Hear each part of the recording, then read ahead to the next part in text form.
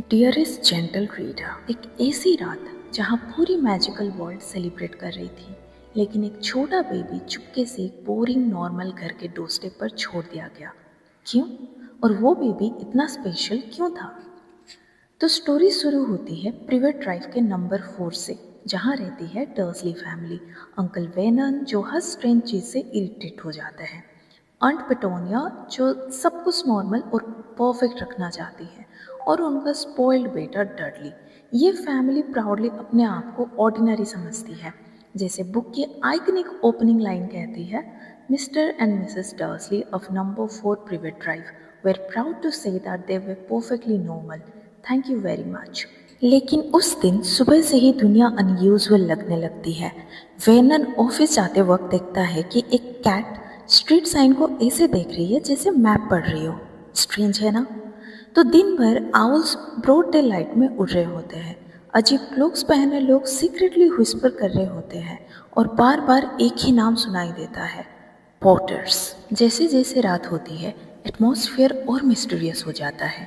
News में shooting stars और unusual owl sightings का जिक्र होता है, जैसे पूरा कंट्री किसी हिडन सेलिब्रेशन का हिस्सा हो। वेनन जितना इग्नोर करता है उतना ही सस्पेंस बढ़ता है। अब होती है मैजिकल कैरेक्टर्स की प्रॉपर इंट्रोडक्शन। तो सबसे पहले आते हैं मिस्टर एल्बस डम्बलडोर, जो सारे पॉटर हेड्स के फेवरेट हेडमास्टर है। वो है हॉगवर्ट्स के वाइज और लेजेंडरी हेडमास्टर। वो एक काम पावरफुल विज़र्ड है जो हर सिचुएशन को डीपली समझते हैं। रात को वो स्ट्रीट पर क्वाइटली अपीयर होते हैं और अपने मैजिकल डिवाइस पुट आउटर से एक एक करके सारी स्ट्रीट लाइट्स बंद कर देते हैं। वही मिस्टीरियस कैट जो सुबह मैप पढ़ रही थी, वो सडनली ट्रांसफॉर्म होती है प्रोफेसर मैगोनगल में। बिगिनर्स के लिए मैगोनगल हॉगवर्ट्स की स्ट्रिक्ट बट इंटेलिजेंट प्रोफेसर है जो कैट में ट्रांसफॉर्म हो सकती है। उसे हम विजिटिंग वर्ल्ड का पहला मैजिकल कॉन्सेप्ट समझ में आता है, शेप शिफ्टिंग मैजिक। उन दोनों की कन्वर्जेशन से रिवील होता है कि एक dangerous dark wizard Lord Voldemort गिर चुका है, मतलब मर गया है। वोल्डेमॉर्ट वो विलन है जिसका नाम सुनकर भी लोग डर जाते हैं।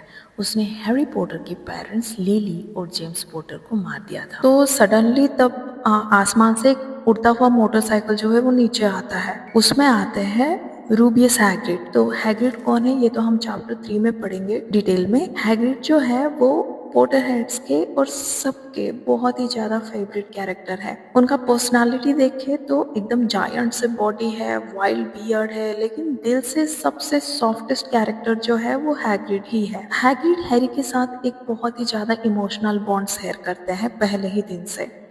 तो जब हैग्रिड नीचे उतरते हैं अपने उड़ता हुआ मोटरसाइकिल से, तो वो अपने बाहों में एक छोटा सा बेबी लेकर आते हैं। तो वो कोई और नहीं, हमारा हैरी पॉटर ही है।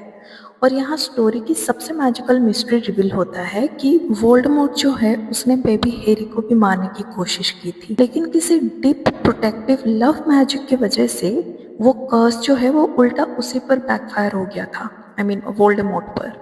तो हैरी तो बच गया कैसे भी करके, लेकिन उसके फोरहेड पर एक लाइटनिंग शेप्ड का स्कार रह गया, मतलब एक चमकता हुआ बिजली का। बस इसी स्कार की वजह से पूरी मैजिकल वर्ल्ड जो है उसे जानती है as the boy who lived, मतलब एक लड़का जो बच गया है। और इसी बात को लेकर डम्बलडोर सॉफ्टली कहते हैं, he will be famous, every child in our world will know his name. मतलब एक ना एक दिन हैरी पॉटर जो है वो फेमस हो जाएगा और दुनिया की हर कोने का बच्चा जो है इसका नाम पहचान जाएगा। ये तो पहला चैप्टर हो गया। मतलब यहाँ पे चैप्टर में सबसे इमोशनल मोमेंट तब आता है जब हैग्रिड जो है हैरी को जेंटली डर्सली के डोरस्टेप पर रख देता है और साथ में एक लेटर भी छोड़ देते हैं जिसमें एक्सप्लेन होता है कि हैरी को यहीं सेफ रखा जाएगा। मतलब इमेजिन करो कि पूरी विजार्डिंग वर्ल्ड जो है ग्लासेस रेज करके हैरी का नाम सेलिब्रेट कर रही होती है और हैरी खुद बिना कुछ जाने पीसफुली सो रहा हो। सो इसी क्वाइट बोरिंग डोर स्टेप से विजिटिंग वर्ल्ड का जो मैजिकल जर्नी है वो शुरू होता है। लेकिन अब असली मिस्ट्री ये नहीं है। असली मिस्ट्री अब ये है कि वोल्डेमॉर्ट जैसा डार्क विज़र्ड एक बेबी से कैसे हार गया। मतलब उसने उसके पेरेंट्स को तो मार दिया लेकिन बेबी को नहीं मार पाया।